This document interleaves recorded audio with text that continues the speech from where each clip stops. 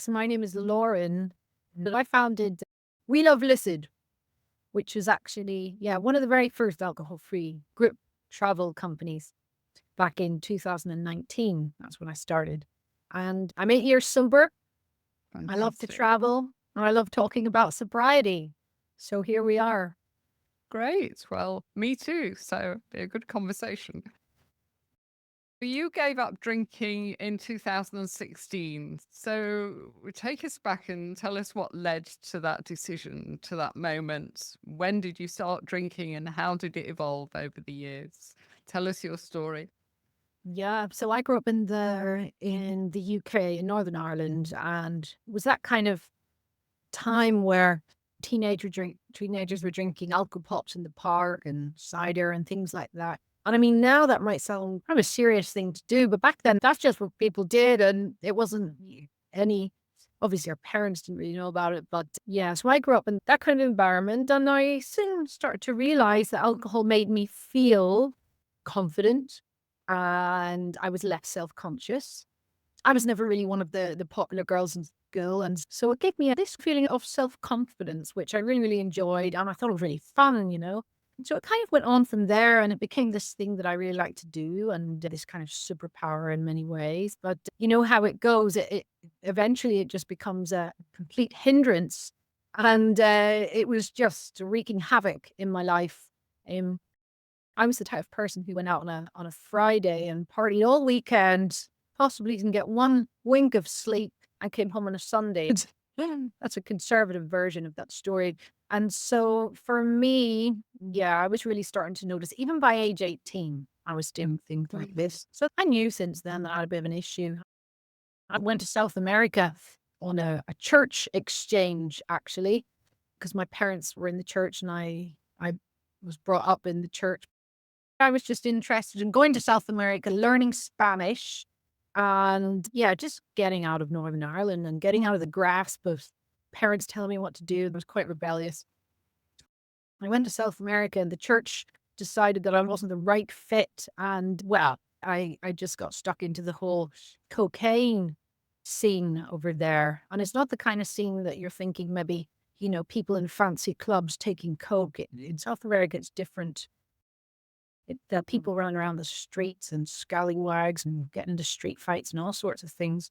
But for me, that was all just very exciting at the time. I just loved the feeling of The edginess. aliveness. The edginess. Oh, yeah. For me, I was like, "Oh, look at me. I'm in South America and no one's telling me what to do. And I'm running around high and it's cheap and all the boys." And so that was my early experience. And it's just kind of gone on from there. And then when I went to South Korea to teach English in 2015, it spiraled out of control because they didn't have readily available recreational drugs there. It was just alcohol. And I never really experienced this drinking only thing. With recreational drugs, you can stay awake, usually have some kind of recollection of what you've done. You definitely don't blackouts, depending on what you're taking. So I was having blackouts for the first time. I was just kind of caring less and less about what kind of trouble I was getting into, getting mixed up with the wrong people. But I was also the wrong person. The implications of my drinking were just getting exponentially out of control. And that's How what old were you by this time, Lauren? I was 32 when 32. Okay. I kind of hit the wall there in South Korea. And one weekend I was faced with this decision. I was experiencing a lot of pain in my body. And I convinced myself that I had some kind of pancreatitis. I Googled it. And that really scared me. I called my mum, who's a nurse, and she said to me, I think this time you really need to consider quitting for good. And those words, quitting for good, when you were someone like me, Terrifying. Yeah. terrifying and completely How does that work? yeah, exactly. So what I did do was I thought, right, I'm going to try not drink this weekend. I was heading off on this trip to the East Sea of Korea, the AKA Sea of Japan. And this group trip, and I just didn't drink for that weekend. And it was just, wow, it was just a complete eye opener for me. First of all, that I was able to do it, and also an experience and how that felt. It felt like I was reborn in a way. During your 20s, you must have had at the back of your mind that, it's all getting a bit much. Did you have periods without alcohol? Did you set rules? I mean, like this rule of not drinking for a weekend? Or did you just party hard and not think about it? There were times where I naturally started to drink less. For example, if I was going to the gym, when I was younger, I did a lot of sport and stuff like that, and that kind of fell by the wayside. So periodically, I would get into the gym, and when I was doing that, I found that I wanted to drink less. I would still be having wine at the weekend, wine in the house or whatever, but I wouldn't be going out on as many benders, and I probably wouldn't drink as much wine during the week in the house. So there were times like that, but you know what it's like with any kind of addictive tendencies. It starts off where you're like, okay, this is kind of okay. And then it creeps, it's the same sugar or anything. It kind of creeps up and then gradually you do more and more. And then next thing, it's like a shit show again. And I'm out for like a 3-day bender. And, so that's kind of all the way it went. I don't think I said to myself, right, that's it. I'd like to quit drinking for good, because in my mind, I just thought that was completely unattainable and it would not be fun. Because drinking for me was fun. Yeah, yeah, yeah. How does that even work? Not drinking. Yeah. I couldn't figure it out at all. That's why I wasted so many years trying to moderate, trying to cut down. But as you say, you can do that for a few weeks, and then it all goes pear-shaped, and you're on your 3-day benders. Yeah. Because once you're dependent once you've crossed that line. There's no going back, really. So, as I always say to people, we have to put all that energy into creating an alcohol-free life that we enjoy. Yeah. Yeah, exactly. Because you feel like such a failure every time you fall off the wagon. Yeah. I know, and then it's harder. It's harder every time, Thank goodness I've never relapsed. And I know there's lots of people that relapse, and I can imagine each time that is harder. Yeah, yeah. It's just doing the hard work over and over again. Yeah. Yeah. So tell us how you did eventually quit, Lauren. I sometimes wonder, I ask myself that question because, part of it was my rock bottom, which I'm not getting into too much detail. It was just so horrendous in so many ways that it was partially fear and disgust. I'll be honest, I was disgusted. It was more about this reflection of how could I let myself and my life get this bad? What does that say about me? And I felt so much shame around that, What does that mean? That must mean that I have no regard for myself whatsoever. And that was almost the hardest part for me, this kind of judgment of how I felt about myself, for me to let things get so bad. Yeah, things got pretty bad. And also the physical side of things. From what I read about this pancreatitis, that's like a potentially life-threatening condition. I still had this part of me that wanted to survive. I wanted to live. And so it was those two things, really, just the fear and not wanting to go back. And once I'd already experienced those few days even of sobriety and realizing, actually, this is really nice, I thought, oh, maybe it's not as bad as I thought it would be.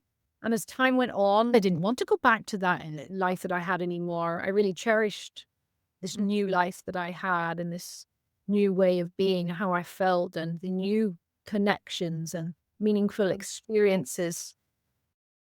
I talk about this FOMO to JOMO mechanism where it's fear of missing out turns into joy of missing out. I don't have that FOMO anymore, definitely not now. So that's really how it went. Something that I didn't have much of was a community in that. I was going to ask you that. What support did you have? Well, I didn't really have much support at all because when I was in South Korea, and it was an expat community, no one was not drinking. Like literally no one. Well, to be honest, funny, on that first trip that I took, I met a guy on the bus. His name's Sam. He's a Korean. His name's not really Sam. He has a Korean name, but Koreans give themselves English names. And he turned out to be sober, which is a very rare thing in Korea. And so we became friends. Sam and I are still friends to this day. In fact, he came over to Scotland for a visit a few months ago. And so I really cherished that. And even though it was just one person, I mean, Sam's an AA guy and he took me to AA and I went, and for one reason or another, I didn't stick at that. But I had Sam. But at one point, I found myself asking, are there no other 30-something-year-old women Mm. here that have taken this decision? Because I felt so alone in that, and the whole online community didn't exist. You know, maybe Yeah, there was a it's so few people in different it. now, isn't it, Lauren? There's so Yeah. many younger women like yourself. I really admire you people in your 30s that have done this. It's amazing. But Instagram is full of sober Yeah. influencers now, and it's Yeah. positively cool, isn't it, to be alcohol free? Yeah, it's so different. There's so much going on and so many events and lots of people Yeah, talking about it. And it's just brilliant, you know, because it is. it's the stories of the other people that I think Mm, really help people in early sobriety, because definitely. when you're in it, you can't imagine that your life is going to be in any way better, or you just literally have to listen to these stories and believe it, Yeah, believe that it yeah, does get better. But I didn't have any of that. So it was a bit of a slog.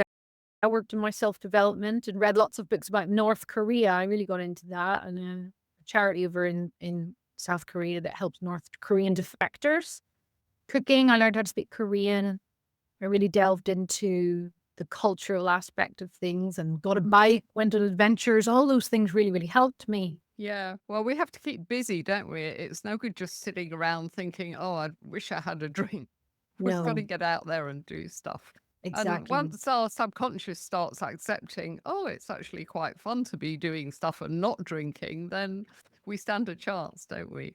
But if we're stuck in this belief that we can't have fun without alcohol, we really make it hard for ourselves. The alcohol-free drinks as well, when I quit 10 years ago, there was nothing, which made me even more grumpy and sorry for myself. You know, you go out and it's Coke or water or Oh, I know. but now we're spoiled, aren't we? There's so much, and there's Yeah. companies just doing alcohol-free drinks. Even here in Cape Town, we've got a online store that delivers all over South Africa just alcohol-free drinks, and Oh, they've got really? That's fantastic brilliant. selections. So What's it even called? Knil Koza. Oh, brilliant. Yeah, I tell people, because you know, when you stop, you think, oh, what am I going to drink if I'm not drinking wine? And I say, just go on that website and look at all the choices, and it'll give you ideas, even if you don't put in an order. So, I, yeah, I think it's getting easier and easier to do it. And there's so many online communities as well. It's great. Because I went to AA, you know, and I found it very intimidating walking into a group which mm, was full of men in yes. my case. Yeah, same. They were all further down the line than me. I mean, I was probably on my way there, but they were drinking in the morning. They'd lost everything. So we had all these horror stories. Yeah. I'd leave and I think, well, I'm not as bad as them. Maybe I Yeah. don't have a problem, which I Yeah. really did. Okay. Yeah. So you have to find the right group. But you did brilliantly to focus on the self-development. I often say to people, actually, that I believe that sobriety is a springboard for self-development. Because if we're busy drinking all the time, we've got no time, we've got no energy, we've got no money to do Yeah. other stuff. And we Yeah. just don't feel like it, do we? Because it does make us tired and not very interested in expanding our universe. So well done you. Did you have any slip-ups or anything? No, no, I haven't. Thank goodness. There was one time I remember I was at a kind of foodie, maybe some Mexican festival in South Korea, and they were giving out shot glasses of stuff. But I asked, you know, I said, is this, it looked like it was juice, put it like that. And it was during the day, it was really like 11 a.m. And I asked if it was what it was, and they said, and then somebody gave me one, and I took a sip of it, and it was alcohol. And I remember feeling so angry at this person. Mm. I was almost like a scared feeling, like, oh my goodness, I can't believe that just happened. So I accidentally took a sip of that stuff, whatever that was. But you know, that's it. I haven't had any slip ups. And for me, there have been difficult times in my life recently. Whenever my daughter was 6 months, my stepdad took his life. Yeah. And so basically, I'm a single mom. I've been a single mom from my pregnancy. And with this 24/7 single mom is in my own. I've got my mom and my sister here, but I remember during that period, looking after a little baby on your own, the load is completely overwhelming. I was completely on my own with this little baby in this tiny little apartment in Edinburgh, going through the winters where it was dark at 4 p.m. And oh my goodness, I'd say it's probably the hardest time of my life. And there were times during that period where I just wanted some kind of relief, with partly the grief, the overwhelm of looking after a little baby on my own without any support, because there's no childcare and stuff like that either. There's a childcare issue here in the UK. And yeah, there were times where I thought, right, I need to find the NA. And I just remember there was some times that I just wanted to get out of my mind, in every sense of the way. Yeah. I didn't end up going to the NA, but I'd say that was the one time. And I was about 6 years sober. Yeah. Well done you, because I think the sobriety is all very well and we can jog along nicely, aren't we? But when we get to a really difficult period like that, it's so tempting, because the default mechanism is always, oh, I need to get out of my head so I don't have to cope with Yeah. this. You can see what the mommy juice culture, how that happened, can't you? My son's 40 now, but when he was little all those years ago, we would have parties for the kids and they'd all be running around on their sugar high and the moms Yeah. would all be on the bubbly and we'd be three sheets to the wind. And it's still there. It's almost seen as a parenting aid in some circles, having that wine. I couldn't have gotten pregnant or had a child with the way my lifestyle was. And this wouldn't be possible. Same way I never got a driving license until I got sober, I wasn't one of those people who could live a normal life and have a normal job. I mean, I did have a job in many ways, a normal job, but definitely couldn't have looked after another person. But being a parent in the way our society is nowadays, even a nuclear family with two parents, is stressful. So Absolutely. I'm not surprised people Yeah. want Yeah. kind of relief. And I definitely felt that during that time. Yeah. She's 3 now, so you're finding it easier now. Yes, much easier than that initial period. I love it whenever I'm around my mom and my sister. It's just so nourishing. And so, yeah, it's still hard because it's her and I have to do everything. And so, yeah, I'm not going to lie about that. Lauren, I wanted to ask you what benefits you'd highlight from your alcohol-free years for somebody that's maybe listening to this in their 30s or 40s and thinking, oh, could I really do this? Let's get some inspiration from you. Ultimately, it's about just getting on with your life. And alcohol is just a one last distraction. Yeah. And there's no way you can really live a fulfilled life when you're nursing hangovers. And for me, that's really what it's about. I mean, I feel like since getting sober, I'm really just getting started now. Yeah. And I've always been a creative person. We love running these trips, but I'm starting to explore these other avenues now, writing, filmmaking. I've got lots to say. And, I think ultimately that's what it's about. It's just getting that out of the way. Hey, now you're here. You've got talents, you've got gifts to share with the world. Let's get on with that. Yeah. I think when we drink, Lauren, we just lose ourselves, don't we? We're not connected with ourselves and we don't think about what do I really want to do? We're not channeling creativity or anything. We're just looking forward to the next drink. So, yeah, beautiful reasons there. And health-wise, hopefully no more pancreatitis. Oh my goodness. Yeah. Health-wise, just brilliant. Oh, so good. And I'm not sure how long I could have gone for without having some serious health issues. I was only in my 30s. Yeah. Just drugs or alcohol, I really went for it, Binging is so dangerous because we don't let our body recover. I used to maybe have a very heavy weekend and I think, oh, well, I won't drink in the week, and then another heavy weekend. But in fact, my liver hadn't even repaired or refreshed from the last binge. We just piled damage upon damage. It's crazy.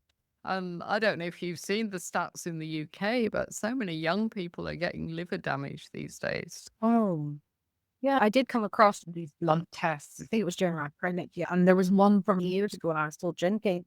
I definitely noticed that huge change in whatever the measurements. I can't remember how it's been. I've heard that from lots of people. Just 3 months of sobriety and your blood tests are completely different. Lots of people have said to me, and my doctor said, "Oh, what are you doing? Whatever you're doing, carry on doing it because it's making a Yeah, huge difference."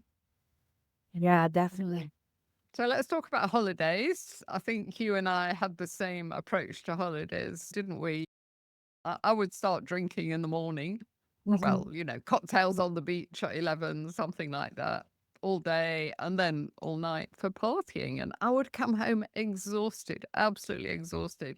And then I had to go back to work. So it was almost a punishment. Whereas now I go on holidays and I go on retreats and different kinds of holidays. And I get back feeling refreshed and energized, which presumably that's what a holiday is supposed to do to you. So talk to us about holidays. Yeah, so any kind of holiday growing up that I went on, I was the same, just an excuse to drink at times that I wouldn't Mm. usually drink and anything went, Travel for me was just about doing whatever I wanted, whenever I wanted.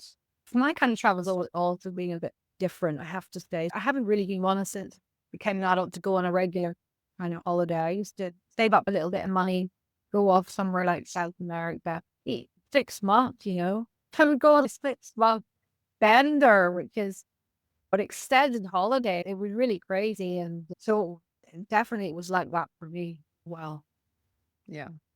When did you go on your first sober holiday? Talk to us about that. What was that like?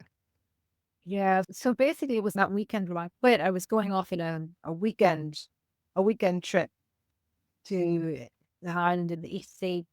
And yeah, there are really few words to describe how good that felt. I used to wake up after a weekend partying and just feel this sense of shame. Yeah. Used to talk a lot whenever I used to drink. The alcohol was almost like a stimulant on me. Mm. I used to talk to everybody. And in my mind, the next day I was thinking, oh, what ridiculous things were saying, or, it used to give me lots of energy. I was like, Right. all over the place. And, Mixing you it know, with Coke as well. well, yeah, or whatever stimulant was going around. But in Korea, yeah, by that stage, it was just the drinking because they didn't have the drugs. And so, yeah, just feeling, oh, I don't have to deal with that now. I don't have to think about that. I've still got a bit of money in my pocket. Haven't lost half my belongings. At one stage when I was still drinking in South Korea and I decided to go into the mountains. And funny thing is, it was actually a South African friend, Chris, who's actually in Cape Town, somebody I met there, and a good friend of mine. I found out he was in Korea just randomly, which is really bizarre because we were really good friends. And so I went to visit him. He was staying in this town in the mountain. He was running this underground tattoo parlor, tattoo, kind of a gray area in Korea. It's not legal, but he was doing that. And I went up there on Halloween and had these big army bits on, I remember. And, um, we partied and there was a lot of drinking and all kinds of shenanigans. And I remember walking home to wherever I was staying that night and thinking, oh, ankle, I've got to report ankle. What would that be? And I thought, oh, I've got the big bit and should be supported. And I woke up and I had this massive purple ankle, just absolutely huge. And I had to make my way back to Seoul, and it was like a 2-hour bus ride. And then I had to get a bus out of Seoul to wherever it was I was staying. And I managed to do that when it turned out I'd broken my ankle and I was going on the bus with a broken ankle. I didn't even go to the doctors then for another couple of days after that. But this is the kind of thing that I would have gotten up to and ended up being in crutches for months after that. So I just really noticed whenever I quit, there was a lot less drama. Yeah. I didn't break bones, I didn't teeth, or, you know, yeah, there's a lot more to that story, but that's just an example. So you can imagine it was like night and day for me. And also this sense of adventure and discovery and really have an interest in what I was seeing and just really being able to connect to nature and my surroundings and just in terms of simple things. Fresh air. Fresh air is hard to come by in South Korea and many major countries. Yeah, it is. Oh, I'm grateful I'm in Scotland now for that reason. But yes, so just being able to enjoy scenery and conversations and all that kind of thing. Yeah. So these days, Lauren, you've combined your love of travel with your sobriety and you've set up this company called I Love Lucid. So talk to us about that. How did you get the idea and what are you offering to people? Whenever I left Korea, I did a bit of a world trip. I basically chose a handful of countries that I'd always wanted to go to. And one of those was Mongolia. I'd grown up riding horses and I always dreamt of galloping across the Mongolian steppe on horseback. So I did things like that, I went to Siberia and there. Actually, I hate to call that. And, I'm not somebody who enjoys whatsoever, but it was something about those wide open spaces that attracted me after living in East Asia. I really just wanted the space to think and just to be inspired and to think about my next steps, what I wanted to do. And I knew I wanted to do something that I was really passionate about, be self-employed and not be a teacher anymore, not in that kind of rigid school environment anyway. And yeah, and I went to visited a few of these different places, which was just absolutely life affirming for me. And then I ended up in South Spain in a little town in Andalusia, a little whitewashed mountain town called Ronda. It's absolutely beautiful. My Spanish teacher talked about it in Spanish class, and I'd never made it down there. So I went there and worked in a hotel, this thing called Workaway, where they give you board and some food, and you do a bit of work every day. And every day I stepped on these beautiful mountains, and it's just such an inspiring place to be. In fact, Hemingway and Orson Welles both spent time there and wrote and did various creative things. A friend of mine one day suggested, why don't you create travel experiences for people that don't drink? My first reaction was, well, that sounds pretty naff. How can I make that sound really fun and exciting? I kind of envisaged a group of people sitting around a circle talking about their depressing alcoholic life. Even though I was sober and I'd experienced all this vibrant travel experience, that's what I thought of when I thought how that kind of thing would be perceived, sober travel experience.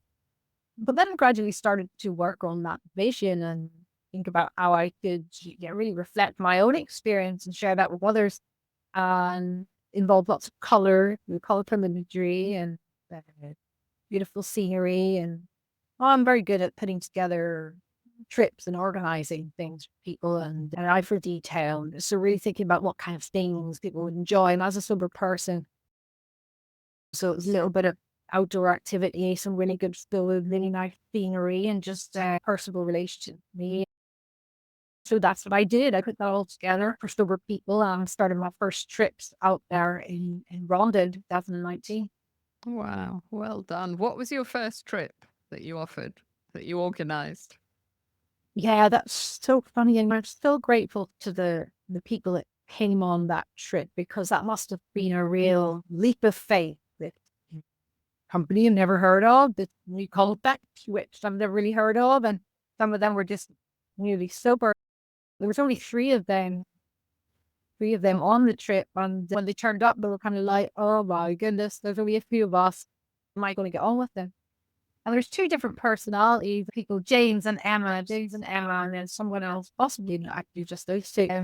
I think it was brilliant. They bonded, even though they're quite different personalities, they really bonded because you're there doing something quite a vulnerable decision to, first of all, go away on that kind of trip, and also to have gone through the drinking and sobriety and things like that. But yeah, I really noticed this close bonding quite quickly. And one of the things I remember was we went out on this moonlight kayaking experience in this beautiful big lake, and it was the middle of summer, and the water was like a bath, just warm water, full moon, out in these kayaks, just floating across the lake. James is very nervous getting on the kayak, and it is black. He explained that he's actually really scared in water and swimming and going in the kayak, and he was literally stating he pushed himself to do it. And it turned out to be life-changing for him. And that's just one of the little things that I remember from that trip. But I'm so grateful, like I said, to the people in those first groups for taking that leap of faith. Then after that, the groups got bigger. Our old groups of 12 people. You've been doing this for 5 years now, haven't you? Yeah, since 2009. So I did tell you that Tribe Sober are putting their foot in this water, if that's the right expression. We're celebrating our 10th anniversary in October, so we're going to go to Bali. We've got about 8 people booked in from our community, which is fabulous. But now I'm going to have to cast the net a little wider, and I'm wondering, what do I say to people? What would you highlight as the main benefits going on a sober holiday? Oh, I mean, it's definitely the connection. It's Yes. about the connecting with other people. I read recently somebody was criticizing the use of the term like-minded people, and so I'll break that down. Yes, there will be people there with different personalities, but what is shared is that can be people who have drunk too much alcohol and know what that feels like and know feelings and experiences associated with that, and go away and connect with other people who have all will also be in that boat is very special. Yeah. It's not the same as going away on a hiking trip with a bunch of other people that hike. No, And you'll it's see not at all. this. Yes. It's a whole other level of bonding and connection. I think we really understand each other, don't we? So we're on the same wavelength, whereas a bunch of strangers that don't have this in common, it's much harder. But I love your kayaking story as well about this guy that was shaking from head to foot. I think I would be as well, kayaking at night. But Yeah. the fact that he pushed himself, he did it, and he felt great afterwards. That's what I'm going to say to people that don't know about Tribe Sober. They've never been on something like this. I'm going to say just push yourself and you'll be amazed, because it's about expanding our comfort zone, isn't it? It's so easy to stay in a little bubble. When I was a drinker towards the end, my world got very small. I wasn't interested in doing anything apart from drinking. So where does that leave you? With a very boring life. Yeah, definitely. And even if you were sober and never did have any alcohol issues, if you didn't try things that made that uncomfortable, your world would still be small. And definitely that's something that I've noticed as well. A lot of people that come on my trip, many of them are a little bit apprehensive though about going away. They don't have the social lubricant, which is alcohol. As soon as they get there, many of them start to relax and they find it's really helped their confidence. Yeah. Going away and like that. Yeah, there's this feeling, I think, that if I can do this, if I can go away on my own to the other side of the world, then I can pretty much do anything. And I think sobriety makes you feel like that, because getting sober is such a hard thing. And we say in Tribe Sober that sobriety is a superpower, on the basis that we've done this. So what else can we do? So, bring it on. Yeah. Awesome. So how can people find you at We Love Lucid? Lucid Love. Yeah. This is if you don't mind, actually, I'd love to just tell you briefly about something that we're doing. Please. Really excited about. I almost forgot about it there, but it's actually consuming my whole life now. We are doing a bike ride from a town called Beer, which is in Devon, to a town called Soberton. It's a hamlet called Soberton in Hampshire. Yeah, Devon, Hampshire, that's right. Beer to Soberton. And this is a 120-mile bike ride. And I mentioned briefly there, whenever I was in Korea and I first got sober, I bought a bike. And cycling really became a lifeline for me in sobriety. I really got into it. And then it kind of fell by the wayside when I came back to Europe. And so this is me just getting on up in the cycling. You can see my bike over there, although it hasn't been used recently. I haven't been able to get out because of the weather here. Stressing me out. But yeah, so this is we're taking a bunch of people. It's all about the connection, camaraderie. Some people are completely new to cycling. And yeah, we're doing this thing. Yeah, a not-for-profit event. We're doing it to raise awareness for the sober lifestyle. Yeah. And fabulous. How many days? One day. It's 120 miles in one day. So this is like doing a marathon. So it's a ride, yeah. Wow. It's a big deal. Yeah, I saw that. I saw that on your website. I was wondering what it was. I've been on the radio a few times. I've been going on the radio against it, and possibly the TV as well. Yeah, it'll appeal to the media, I think, with the names of those places. It's great. It's great fun. Well done. Nice messaging, I think. Yeah. So your website is welovelucy.com. welovelisten.com, that's right.